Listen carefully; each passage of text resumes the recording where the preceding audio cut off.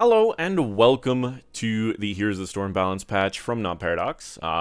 It is January 19th, and we've got ourselves a balance patch today that we've been waiting quite a while for. I think closing in on, what, 7 weeks? Almost 2 months? I've got a little bit of a cold, so bear with me.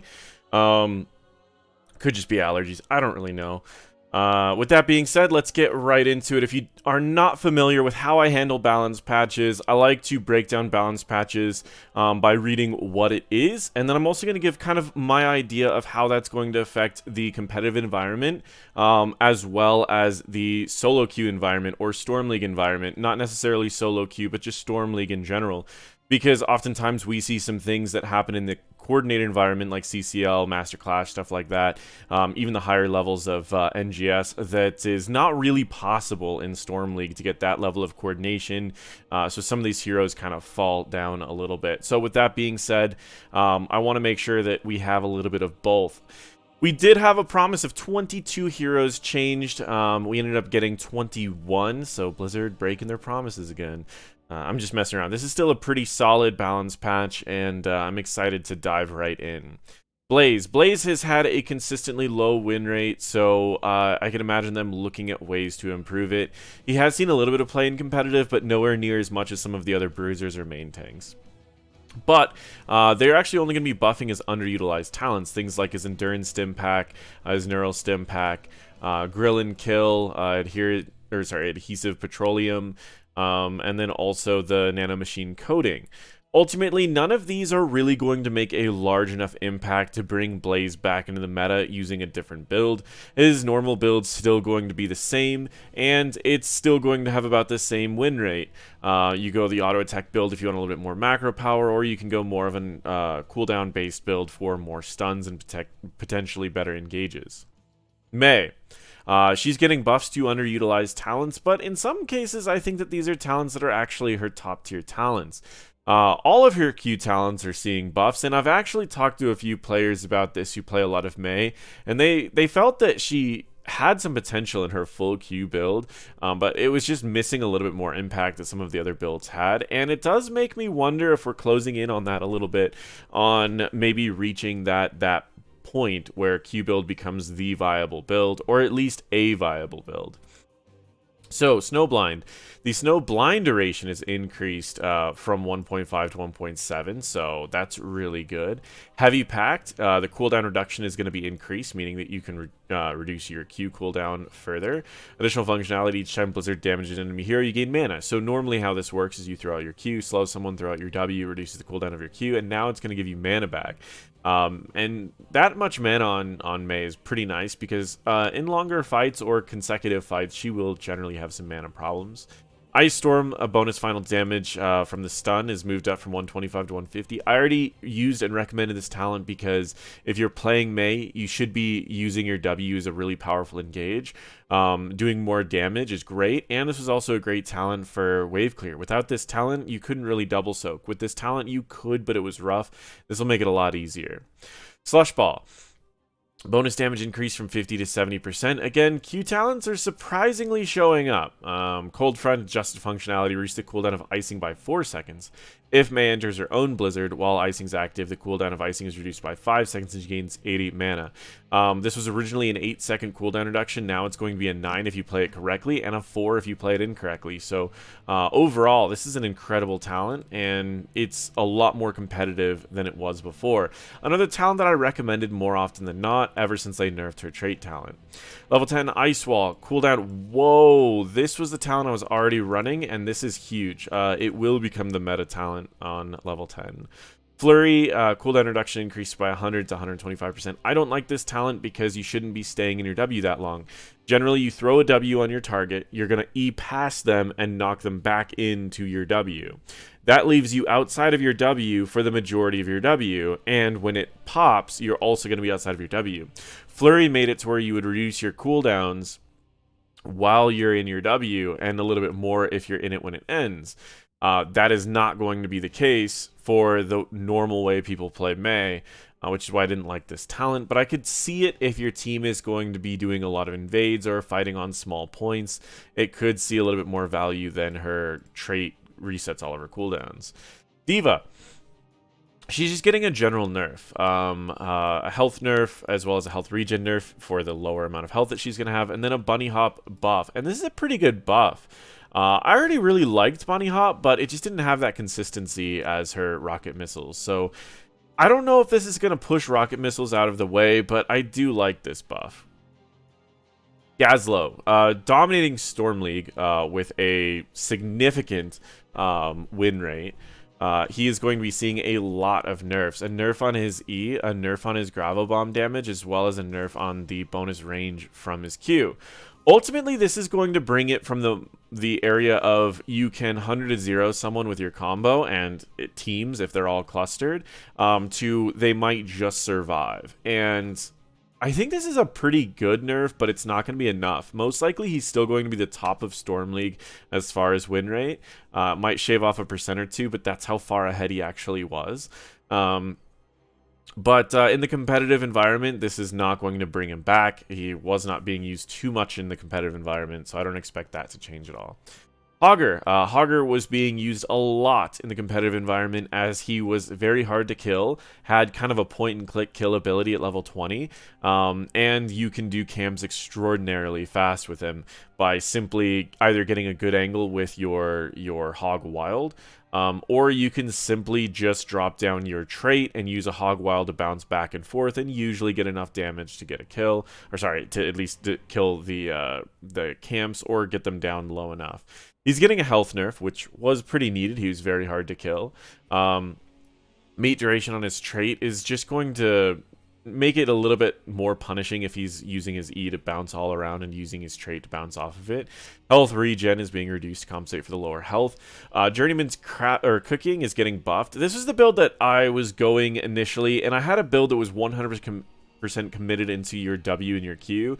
I've adjusted since then to use kind of a WE hybrid build, so I get the benefits of the build that has been dominating in CCL, but I get a little bit more AoE poke, and I can take fights a little bit more calculated, where theirs is a little bit better for bullying people in like the solo lane, and then a little bit weaker in team fights. So that was kind of my adjustment, and I think that my build will probably come out on top as the meta build, but let's see how this plays out, because this is a pretty big buff. On the Prowl, cooldown reduction, the cooldown is reduced from 45 to 40, and then the healing per second is being increased as well. Pretty good activatable, but it wasn't really competing. Level 4, Brute Force, bonus for hitting enemy heroes in a terrain increase from 2 to 8%. That's pretty good. Maximum bonus damage increase. So now if you can drop down your trait and smack someone into it, you're going to be doing a lot more damage. Aggro range bonus, rage against non-heroes has been reduced from 1 to 0.5, and against heroes has been reduced from 3 to 2. The whole gimmick of this talent was to increase the range, which they're not affecting, of the AoE of your E, which was great for dealing with cams, bosses, and then it was also gave you more rage, so that you can E into the enemies, build up your rage quickly to build up the armor for the later talent. That was the whole gimmick. So what they're doing is they're going to be nerfing this and the armor portion of the talent without reducing the macro potential of this talent, nor the damage portion of this talent, which is great because it kind of gives you more counterplay to Hogger with him still being that potential carry that he has been in the past. Level 7, seeing red attack speed bonus is being increased, and then garbage fire trait, loot horde cooldown reduction is being reduced, as well as the damage is being reduced. So this was kind of the talent they used to gain a lot of sustain and have a little bit more play on the backline of the enemy team. You would generally throw your garbage fire out to the enemy backline, you would E in, hit a bunch of people, E out, and then they would end up, because you hit your loot horde, and they would take a lot of damage. Your backline could take like half of their health from a combo like that, and it used nothing that was really long cooldown. It wouldn't use any ult, wouldn't use anything like that, and it was extremely safe to do. So now the damage is going to be reduced and the cooldown reduction is going to be reduced, which is great because it kind of reduces that again, more counterplay. If he's going to do that, he won't be able to do it very often. Hortipult cooldowns being increased, damage is being reduced. It was pretty common. I've actually been using Shockwave a lot more because it's a lot of damage and you don't have to position in a weird way to get it get value off of it. The primary stun duration is being increased, the damage is being increased, the secondary damage is being increased. I've already thought Shockwave was very, very good. Hortapult makes you kind of unkillable because you've got all that extra meat and everything, but because you're not taking the level 20 of either talent, because we were taking the no control, because if you can hit an isolated target with no control, it's pretty much 100 to 0 on a single button, which is great. I've been taking more Shockwave, and I really enjoy Shockwave, so I think that's going to be good. Dust Devil, the armor bonus while below 50 rage is being reduced from 30 to 20, and above is being reduced down to 40. And again, it's also going to be harder to get this rage now that they've nerfed this this talent at level 4. So it's still a great talent, but it does make the other talents a tad more competitive. And then Kablui's damage is being increased. So in the competitive environment, this is going to make Hogger still very strong and a viable hero to be used in many situations, especially maps with a lot of point control elements. He's still going to be great for maps with camps. The one thing is he's going to be able to be taken out a lot easier by point-and-click heroes. Things like Raynor and Greymane will have a much higher chance at taking out someone like a Hogger because he'll be a little bit more punished by going in with E, and the point-and-click nature will be easy to take him out rather quickly with less armor and less buildup of armor. So he definitely has a lot more counterplay. I think that his W-E hybrid build is going to be a lot scarier by taking the W talents at 1, 7, as well as the E talents at 4 and 13. You grab the, just the Shockwave, and then level 16 you can go with Kablooey, especially now that they've buffed it. I think that's going to be the meta build now for both Storm League and the competitive environment, and I still think that Hogger is going to be a great hero to kind of be a unique carry where if you do everything right and get a little bit of luck, you can considerably annoy the enemy team and even lead to some kills. They also didn't nerf no control, which is great because again, you still have that huge power that if you pick an isolated target, you can just 100 to 0 them. So just so you guys know, I don't have his build on my website yet, but the build that I would recommend, let me go into quick match really quick, is you take the W talent at 1, the E talent at this gets that extra rage, the extra radius. W talent once again, so that you can kind of do that WQ combo to stack up your level 1 quest very quickly. And since they've nerfed Garbage Fire, I just don't think it's really worth it. The cool part about this too is if you just throw your W on a target, it's going to blow up, hit another target. Or you can throw the W, use your Q, and throw out 3 of them, hitting their entire team, slowing their entire team, and giving you a potential of 24% of your health every 10 seconds or so. Taking the Shockwave talent, as it's an amazing stun, a lot of burst damage, and it doesn't position you in a bad area. Then we're going to take Dust Devil just to get that extra armor. Sure, this slow introduction of spell power could be good, but we want to kind of carry a little bit, which means we want to be a little bit tankier. And then we're going to go in with our E. We're going to hit him a few times, try to get out, and then we're going to use our WQ to gain all of our life back, and we'll be ready to go back in with our E again. Level 16, we're going to be doing Kablooey, so we do a lot more damage. In the competitive environment, I'd imagine Headbanger is still going to be the play, but I believe that for Storm League, Kablooey is just too much value. It's a lot more damage, it's a lot more slow amount. You can pretty much stop the enemies from doing whatever they want to. And then level 20, no control. If you press this button on an isolated target, it 100 to 0s most isolated targets. You can even activate it during team fights as you're waiting for all of your ability cooldowns to come off. So if you do like a WQ, E, WQ, and then no control, and just keep it running until you have your WQ back up, then you can WQ again, gain all the life that you lost during the no control, and then you can do another E. And I mean, if you're not carrying a fight with that entire process, then you probably weren't going to win the fight no matter who you were playing. And that's the build that I'd recommend for Hogger currently, and I'll try to get it upgraded or updated on my website sooner than later. All right, Imperius. Q, level 1 talent is being reduced. This was kind of insane. It seems like a pretty small nerf, but you got to remember that this could be tripled. So where that 125% could be 375%, now it's dropped down to only 225%. So you go from being able to combo someone, and I kid you not, level 7, there are certain targets you could 100 to 0 with just in like a second. You do your WQE, and then you do a basic attack, you do another E basic attack, you do a Q, you do a basic attack, and you can 100 to 0 like so many people, and it's so easy to land too, because all you have to really do is land that first Q. They're going to be slowed for the second Q, and it's going to be a lot easier to land. And I've been able to 70% to 0 a lot of bruisers with that, where they just don't realize it. Backline heroes at the start of fights, I've been able to just take them out and live through anything that they try to do to punish me. So I do think this is a pretty good nerf. You can still do 70% of a backliner's health, but you probably won't be able to 100 to 0 them. Sovereign armor. The armor reduction being reduced is getting to the point where you'll probably want to start taking other talents. But I think in Q build, you still take this. Auto attack build, you're going to lean more towards the auto attack popping your trait. Or if you're in the solo lane, that globe talent. Or if you can combo with like an Alex that's going to drop globes for you, globe talent. Armament shield being reduced. Yeah, I think that's a pretty good nerf as well. Overall, I think this is exactly what Imperius needed. A little bit less burst damage, a little bit less survivability, and kind of just tones them down to the point where there's more counterplay.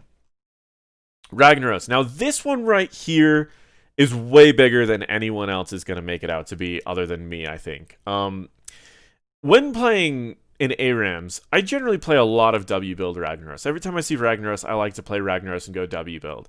It does way more damage than people make it out to be. Way more damage than people make it out to be. Ragnaros in W build has the potential to 100 to 0 someone with a single button press at level 16. And I do want to show you guys, just at the very least, some of the things that they've changed and why this is so important and why I'm kind of hyped up about this particular change. Number one, I think that this can make Ragnaros run in the 4-man. Yes, it's a single ability, and I know that sounds crazy that you're gonna put him in the 4-man for essentially a single ability. But Shifting Meteor gets 75 stacks, and now it's increased by 20%.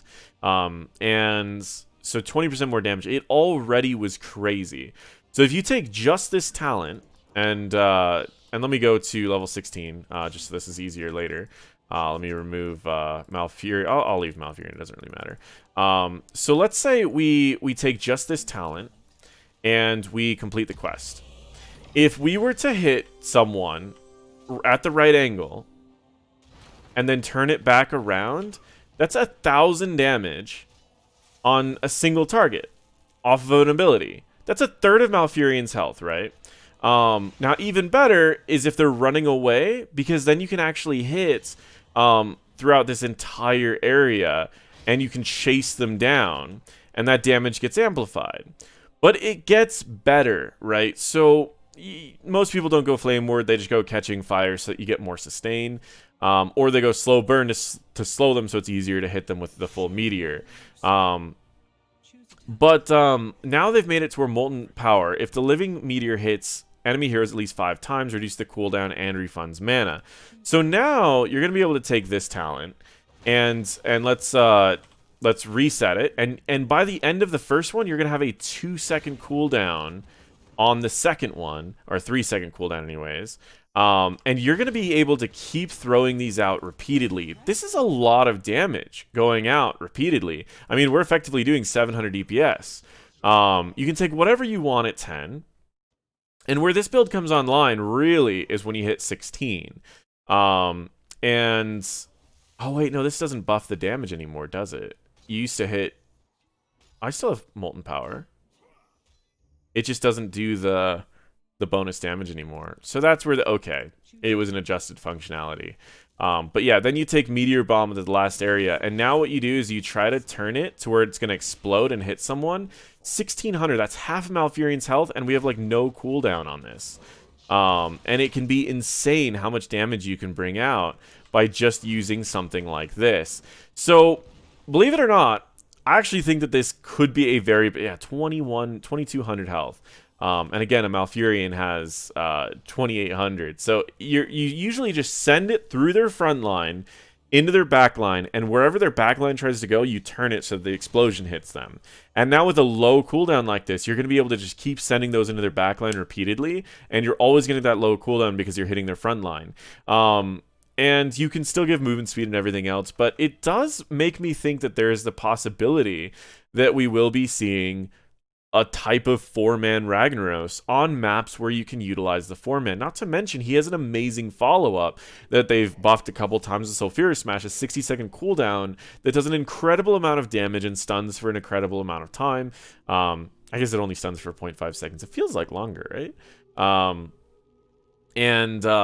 But let's say Variant Taunts, you're dropping down 600 damage plus an amount of damage that's pretty crazy, and you can also give your tank movement speed so he has a higher chance of getting up to the target.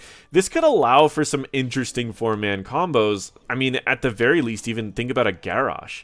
You give the Garrosh movement speed so he can do a throw stun, and you're going to follow up with a auto attack Q into a W, and that's an incredible amount of damage. Not to mention that if he ever does land a taunt on 3 targets, you're going to follow up with a Sulfurous Smash, because that fires off after 0.75 seconds, and Garrosh's AoE taunt lasts for 2 seconds.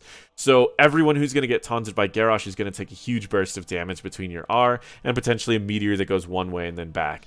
And then also an E on the Garrosh and potentially a Q. So this could bring up a poke in the early portions of the game and a burst in the mid portions of the game. Not to mention, you're still going to be able to have Molten Core. So if your 4-man ends up taking a fort while the enemies are still fighting, you can Molten Core, stun everyone, drop down an ult, and just finish them off. So I do think there's a potential for 4-man Ragnaros, and knowing how CCL teams have been running more and more bruisers, I think this could be an interesting replacement for a mage to be able to put a bruiser in the mage role and still have similar amounts of burst and poke damage, as well as a ton of sustain that you don't really need as much healing, which is another reason that would be good for CCL. So I'm actually going to make the prediction that this makes it in the competitive environment. I still think the standard builds for Ragnaros are a little bit better for Storm League, but I am making the prediction that this sees play in the competitive coordinated environment, particularly with Garrosh,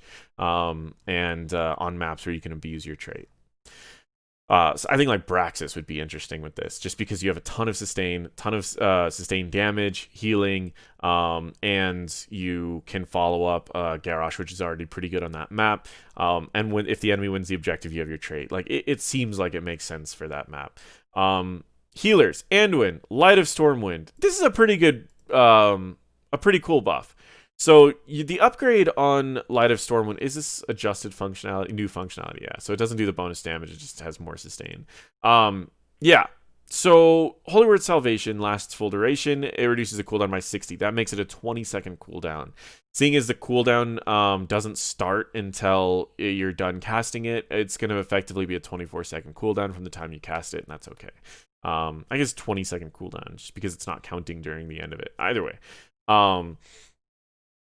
It already increases the amount of healing. It already increases the duration. It already does a lot of stuff. So adding this functionality is already really good. I've found that this talent is much better in Storm League than it is in Coordinated, because in Coordinated, Light Bomb is way too good to pass up. But outside of Coordinated, Light Bomb just doesn't get the value it should, and I've been thinking that his other ult is actually really good, especially if you can wait out a couple CCs, or even just use it to pull someone in and then heal them. That way you're far enough away from another person, and if they're being chased, they can no longer chase that target. Desperate Prayer being buffed, I don't really like this talent that much, but it is definitely something that is pretty good in the right situations, because it can be a mini ancestral heal if you do like a Q Desperate Prayer, or like a Q reset Q Desperate Prayer. It's like a huge amount of healing on a single target. But I would say in Storm League this will make a difference, but overall none of these talents are going to affect him in the coordinated environment. Ariel, Heavy Burden, E, adjusted functionality, Detainment Strike slows enemies for 20%, slow and duration doubled on enemies it stuns. Not going to change really anything. Brightwing, Safety Dust, additional functionality. Adjusted functionality, increases the Pixie Dust duration by 1. Soothing Mist, Blink Heal, heals allies with active Pixie Dust for 75% more. What was changed? Because it already did this, and it already increased your healing to them. So it doesn't do your trait. So you can't use your Pixie Dust, or not your trait, your teleport, your Z. So you can't do like the big ancestral heal anymore. Do you think this is going to bring this talent behind the other talent, which I already liked more, which gives more movement speed and more spell armor? I think that's going to be the more meta talent. Or actually, it's lowered cooldowns and more spell armor. That's what it is. More cooldown. Yeah. I think that talent was already better in most situations, unless you had like a Diablo you want to do a giant heal to. So I definitely think that this is going to disappear from the competitive environment, and I think that it's still okay for Storm League. Deckard, more NATOs, additional charge. This is going to be kind of dumb, and I feel like a lot of people don't realize how dumb this is going to be. Adding an additional charge does something very unique to abilities that have cooldown reduction. And what that does is, oftentimes if you're firing one ability and you get a lot of procs on something that has a cooldown reduction, you'll get your full ability back, and while you're waiting for the next time to cast that ability, you gain no value out of that. Having an additional charge and having the ability to have your cooldown running while you're waiting for another thing to finish is so powerful that people don't realize. It's one of the most undervalued things, is adding a single extra charge to an ability. What this is going to do is it's going to allow you to have multiple going at any given time, and if they start triggering a lot of cooldowns, you're going to be able to go above that one and continue getting the cooldown reduction, making it available for you to cast 2 more very quickly.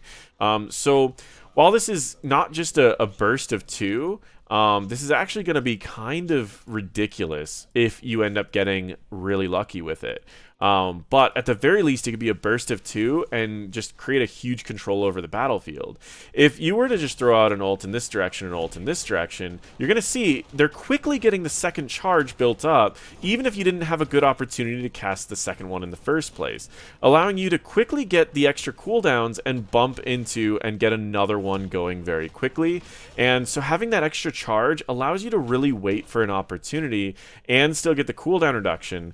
So at the very least, you can knock people one way into another way, and just get this huge cooldown reduction. But it's just a stupid amount of cooldowns that you'll be able to get. So this is a very, very big buff, and it's way more than a lot of people think it is.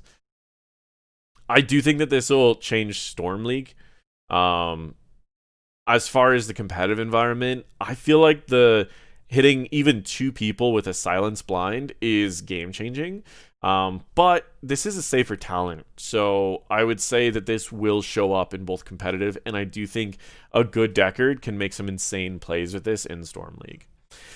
Lucio, good vibration, shields amount speed increased, boombox no longer has a duration. These are just really good talent. This will be used in competitive for sure. It's just having a vision ward with that you can drop off someplace and forget about it and make it to where you never get ganked to that area is insane.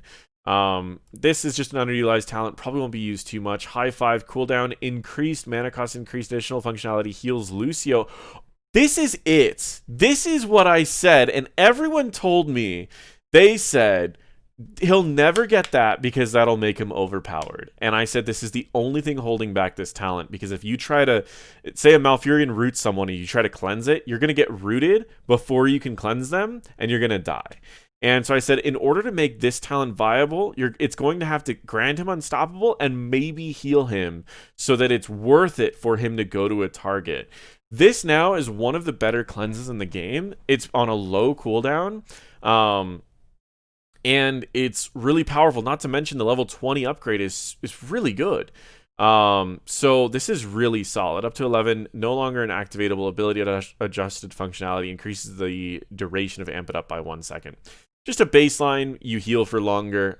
It works really well if you go the reverse amp. But yeah, mixing fire, no longer increases the duration of Amp It Up by 1 second. Additional functionality reduces the cost and cooldown of high 5 by 50%. Okay. I mean, that's not bad.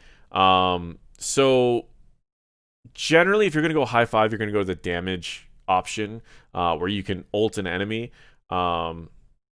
I guess it still does that. It just doesn't do the amp it up thing anymore. It's mainly just for this. Okay. So you can still do the damage to someone. It just reduces the cost and cooldown.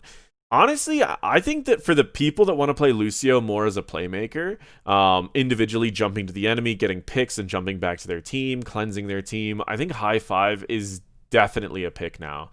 I think, again, still wombo combo teams where you need a big shield is going to be huge, but I do think this is going to add a lot to the early and mid portions of the game for Lucio, allowing him to be a bigger playmaker. Between this boombox change and the high five change, I actually think that he'll see a lot more play in competitive, especially since people are running a lot of bruisers that all are going to be spreading out the damage that you take.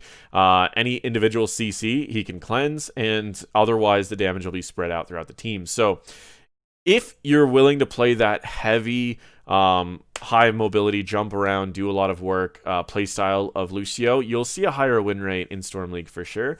And I definitely think Lucio is going to be seeing a lot more play in the competitive environment. Stukov has been kind of dominant, top tier as far as a support goes, and they're really buffing underutilized talents. I already really like the low blow, so this is a huge buff in my eyes.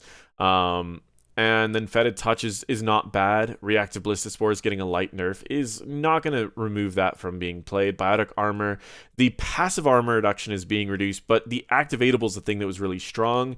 I feel like they need to drop the activatable from 75 to 50 personally, but we'll see. It hungers, number of enemies hit. This is a cool talent, and I've recommended this to some of the coordinated Stukov players in the lower divisions because fights tend to stay in one area for a long time in the lower divisions, and being able to reset your E and just keep having giant silence zones is surprisingly strong. But overall, the meta build for Stukov will be unchanged. It will still be exactly the same, and it won't adjust too much. Kerrigan, Queen of Blades. This is pretty cool. Damage bonus for her Q at level 7 is going from 50 to 100%. So if you're unfamiliar with, she's a melee assassin. If you're unfamiliar with what her level 7 Q did, reduces the cooldown of Ravage by 3 seconds and increases the damage to minions and mercs by 100%. So this will allow you to do a little bit more to minions and mercs. This talent is already pretty cool if you are using this for like Battlefield of Eternity. Infernal Shrines, where you're jumping on one thing to the next, to the next, to the next. One thing to point out, though, is that it's minions and mercs, not monsters. So it's not going to increase the chance that you one-shot one, so you still need to make sure to Q auto attack.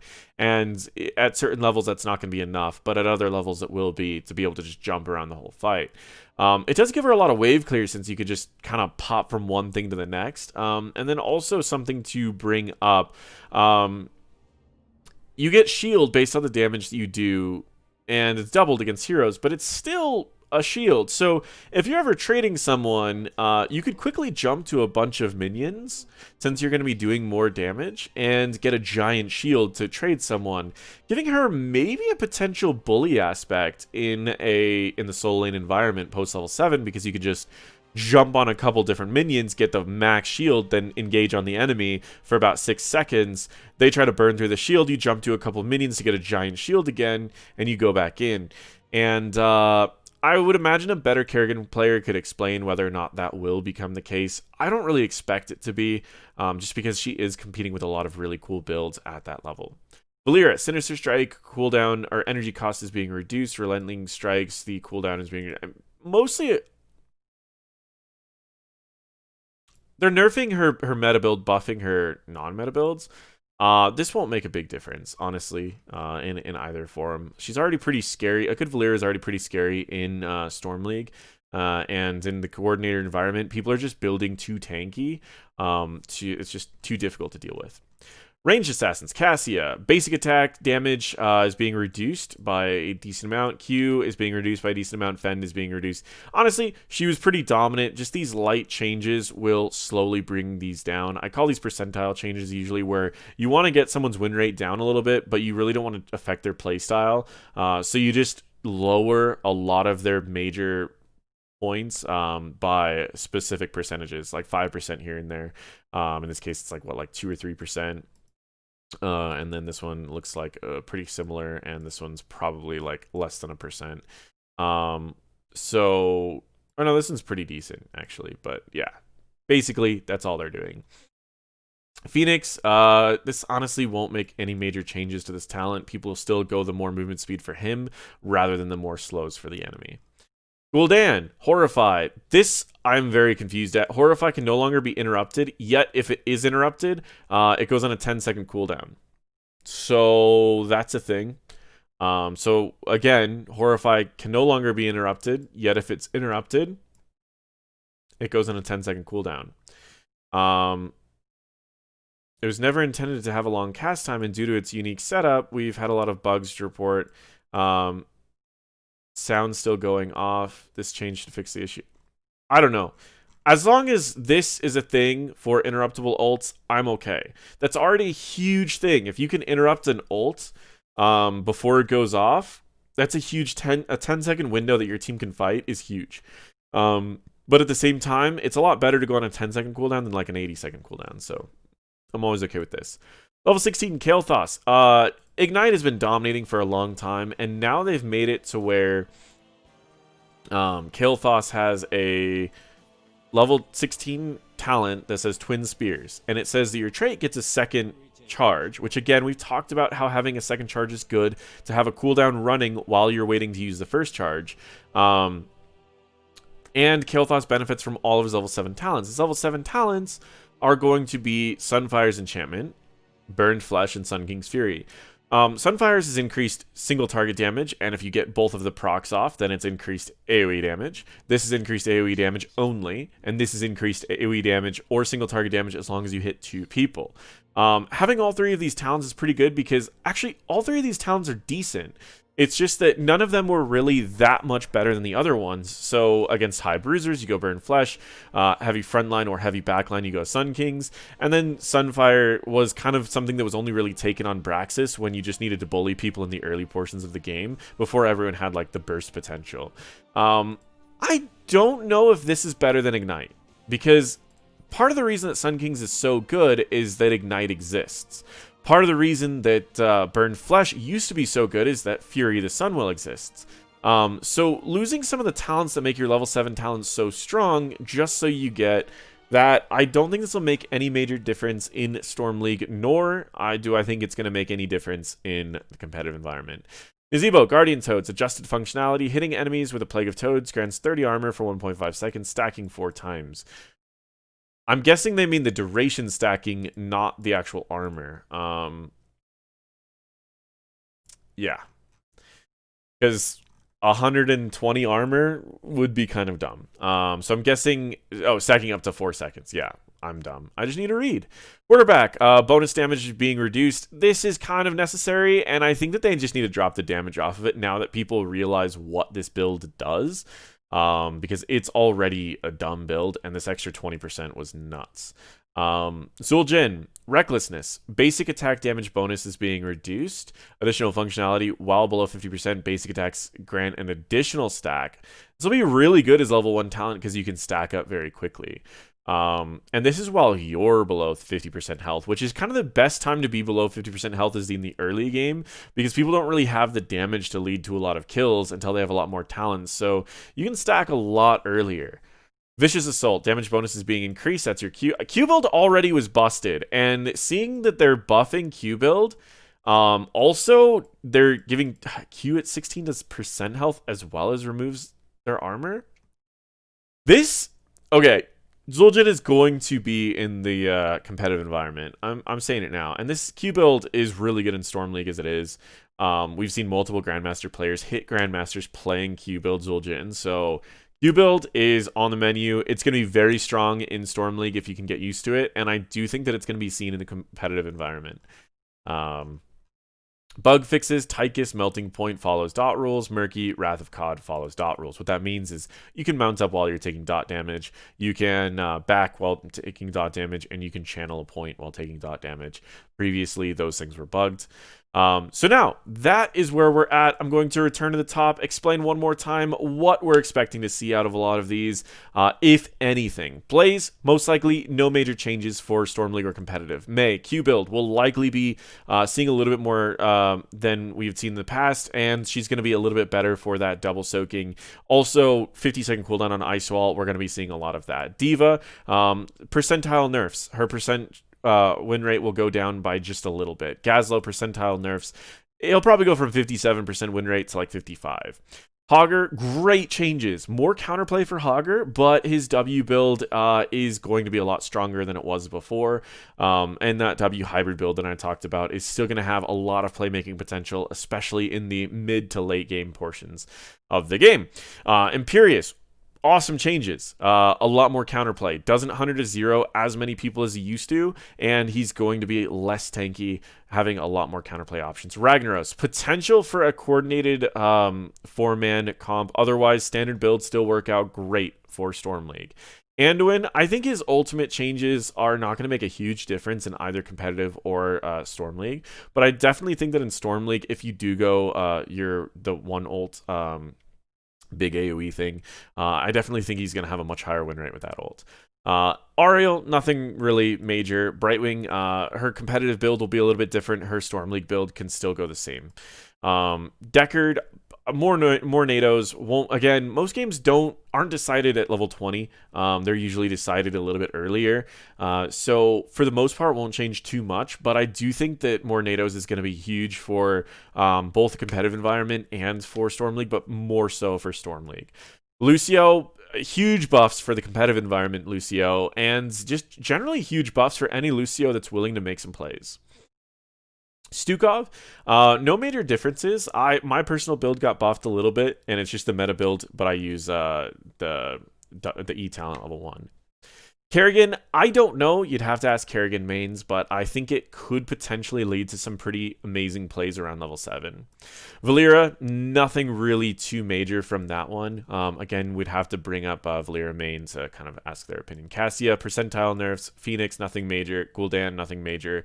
Kael'thas, nothing major. Nazeebo, maybe. I don't know. I mean, 30 armor for 4 seconds. Seems pretty good. Tychus, nothing major. Zuljin, Q build is busted. Pure and simple. That's it. And so Zuljin will most likely see a lot more play in competitive as well as in Storm League. And that is it, guys. That is our January 19th balance patch. Let me know what you guys think down in the comments below. Thank you guys so much for watching, and feel free to check out the rest of my videos. I've got some pretty cool CCL videos coming out soon, as well as I'm going to be having kind of a unique video. I don't know exactly when it's going to come out, but something I haven't done in a while, but is HotS related. And then I'll probably be bringing out some more psych videos, but just been taking a while on those just because a lot of the videos I want to do require a lot more editing, and I haven't really had the time. But thank you guys so much for watching, and make sure to click that subscribe if you like my balance patch updates, as well as the high level hero guides that I've been doing through Why the Pros Play, as well as in other areas. So again, guys, make sure to subscribe, and I will see you guys next time.